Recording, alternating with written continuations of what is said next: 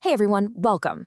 As someone who has spent years as a master teacher in PE and health, I've got to say, I am absolutely thrilled to guide you through this explainer today. We are setting the stage for a true masterclass on how those digital devices we're all glued to every single day are completely revolutionizing personal wellness and active healthy living. We're going to take some pretty complex, high-level health tech concepts, and we're going to break them right down step by step. By the end of this, the goal is for you to walk away as a completely empowered, responsible digital user. Let's get into it. Okay, so here is our game plan for today's lesson. We'll be hitting 6 key areas. 1. The digital health revolution. 2. Telemedicine and remote care. 3. mHealth, health in your hands. 4. The eHealth literate citizen. 5. Protecting your health data. And 6. Achieving true digital autonomy. Section 1. The digital health revolution. I want to start off by challenging you for a second. When you reach into your pocket and pull out your smartphone, what are you actually looking at? I mean, back in my early days of teaching PE, if you wanted to track your steps, you had to clip this clunky plastic pedometer to your waistband. Now, this device in your hand has completely transformed into this incredibly dynamic health hub. It's seamlessly tracking your steps, your sleep quality, your hydration levels, and even your resting heart rate. For a long time, we just saw it as a communication device, right? But today, it is literally the center of your personal health data. Before we dive into the heavy digital terminology, let's do a quick visual exercise, kind of like a pick word decipher we might do in a PE classroom. Think about the concept on a foundational level. On the left, picture physical strength, a healthy beating heart, that's health. On the right, imagine hands actively supporting people, that's care. Bring those two ideas together and boom, you have healthcare. It makes sense, right? But here's the big question for today. What happens when we take that traditional concept and plug it directly into the internet? Well, that brings us to our formal definition. eHealth is essentially the massive, broad umbrella term for all healthcare services provided electronically via the internet. It's huge. It integrates financial, organizational, human, and technological resources, all working together behind the scenes to harness the full potential of digital health initiatives. Basically, think of eHealth as the vast ecosystem that connects our online world directly to our physical well-being. Moving on to Section 2, Telemedicine, care from anywhere. For decades, the process was always the same. If you were sick, you called a doctor's office, you made an appointment, and you went in person. But that traditional concept of calling the doctor has evolved so dramatically. Today, that phone call is a gateway to incredibly sophisticated remote care, to the point where you might actually never step foot inside a waiting room. So, it's really crucial to understand exactly what telemedicine is. By definition, it's the remote diagnosis and treatment of patients using telecommunications technology. This is a total game changer because it massively increases access to professional care, especially for folks living out in rural areas, and it really boosts patient satisfaction through things like video calls and remote monitoring. Now, it's not perfect, it does have limitations, primarily the fact that you can't get a physical hands-on exam by your doctor, but it's an incredible tool nonetheless. All right, Section 3, mHealth, health in your hands. Now we're zooming in a bit. mHealth, which stands for mobile health, is a specific subcategory living under that big eHealth umbrella. We're talking specifically about the use of handheld electronic devices, like your cell phone or tablet, for health monitoring, self-management, and overall wellness. So when you strap on a fitness tracker, or log into a medication reminder app, or even use a meditation and mental health app, you are actively participating in mHealth.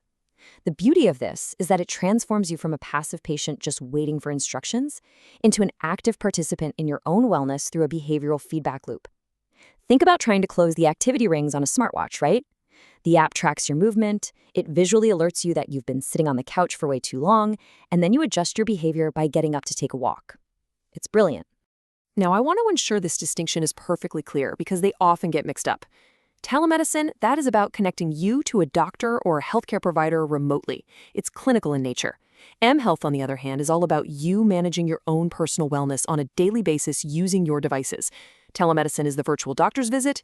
mHealth is the step tracker you wear while you're out jogging. Section 4, the eHealth literate citizen. So how do we transform from just passive scrollers into genuinely empowered citizens? As a PE and health teacher, this right here is exactly what I want for all of you. An eHealth literate person actually possesses 5 key traits. First, they have digital health literacy, meaning they know how to process information online. Second, basic health literacy, so they actually understand the medical terms they're reading. Third, they demonstrate healthcare empowerment by taking charge and engaging with things like patient portals. Fourth, they act as empowered users who are smart enough to spot and avoid online health scams. And fifth, they display active involvement. They are motivated to actually change their health behaviors based on the reliable information they find. And this builds perfectly into what we call the mHealth skills framework. To actually master these health apps, you need 3 distinct levels of skills. First up are foundational skills. That's just basic app navigation and understanding the terminology. Second, you have functional skills, actually tracking your data correctly and knowing how to protect your privacy settings. And third, and honestly the most important, are executive skills. This requires actual critical thinking. It's knowing when to trust an app's information and when you need to put the phone down and seek out a real doctor. Because a responsible digital citizen doesn't just click mindlessly, they think critically before acting. Section 5. Protecting your health data.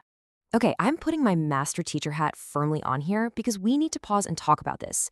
Your health data, your sleep patterns, your weight, your daily symptoms is highly, highly sensitive information. And honestly, a lot of those free health apps actually legally sell your raw data to third-party brokers behind your back. That is exactly why every single user must apply these 4 strict layers of health data privacy. Layer 1, only download your apps from trusted sources. 2, maintain strict permissions. Stop and ask yourself, wait, why does a simple step tracking app need access to my microphone or my contacts? 3, ensure device security by using strong, complex passwords. And 4, understand data ownership. You need to know exactly who can access or share your health information before you ever hit that allow button. So before you trust any health app with your time or your data, you should really run it through this actionable 3-step app evaluation protocol. Step 1, check usability and functionality. Is it actually easy and helpful to use in your daily life? Step 2, assess privacy and data risk. Are the permissions reasonable or are they being way too intrusive? And step 3, which is absolutely vital, verify clinical validity. Are the health claims made by the app actually backed by trusted medical experts or real evidence? If an app is out there giving medical advice without any credible sources, you simply cannot rely on it. It's that simple. And finally, Section 6, achieving true digital autonomy. When we take a step back and really weigh the reality of these tools, the benefits are undeniably massive. We have unprecedented access to health information, amazing support for preventative care, and daily reminders to stay hydrated or take our medication. But we have to acknowledge the very real limitations too. Apps can glitch and provide inaccurate data, they pose serious privacy risks as we discussed, and there is a massive danger of over-reliance. That's where people start trusting an app way too much and actually end up ignoring professional medical advice. Apps are a fantastic tool, for sure, but they have to be used critically. So as we wrap up, I want to leave you with these core rules for responsible mHealth use. First, verify your sources. Second, protect your data relentlessly. Third, use your apps as a helpful guide for reflection, not as some harsh judge that causes you stress and anxiety. Fourth, and I cannot say this emphatically enough, never, ever self-diagnose based on an app. An app provides observations, it does not provide final medical judgments. And finally, escalate wisely to a healthcare professional whenever your symptoms are persistent or getting worse. That brings us to our final thought for today, and it's a bit of a provocative one. Who is really making your health decisions right now? Is it you, or is it your app? Achieving true digital autonomy means you are the one fully in control. You use the technology to monitor your wellness and build better habits, absolutely, but the technology doesn't control you. You think critically, you verify information, and you decide responsibly.